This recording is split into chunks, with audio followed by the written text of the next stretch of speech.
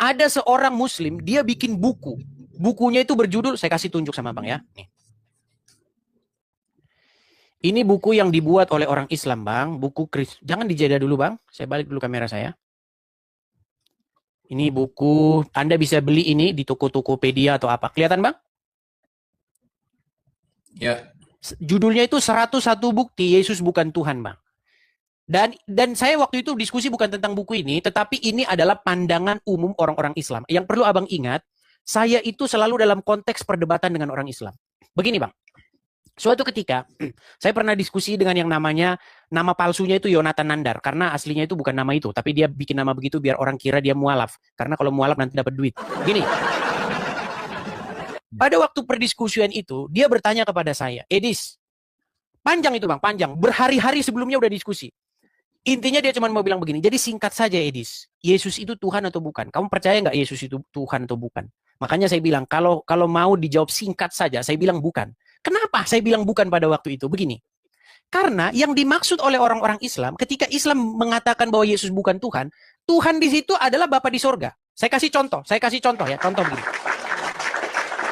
Saya jadi Muslim nih, Bang, Yesus diutus Tuhan nggak? Ya, Yesus diutus Tuhan. Kalau begitu dia bukan Tuhan. Dia diutus dari dirinya sendiri, dari Sang Bapa, dari firman-Nya. Karena dia keluar dari Bapa di surga adalah Yesus sendiri.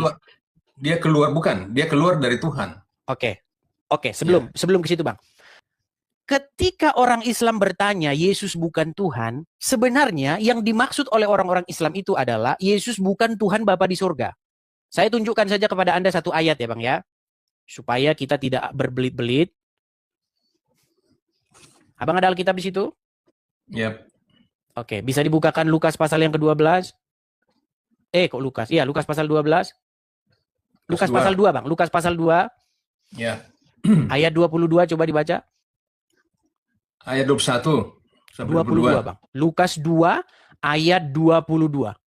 Oke. Dan ketika genap waktu pentahiran, menurut hukum Taurat Musa, mereka membawa dia ke Yerusalem. Dia di situ siapa? Dia Yesus. Oke.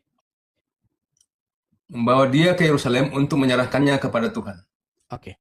Pertanyaan saya, apakah Yesus diserahkan kepada dirinya sendiri? Tidak.